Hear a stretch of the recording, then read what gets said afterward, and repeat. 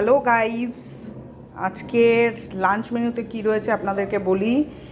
কাজু কিশমিশ টমেটো এই দিয়ে মুগের ডাল, সাথে বেগুনি আর অল্প একটুখানি পেঁয়াজি করা হয়েছে।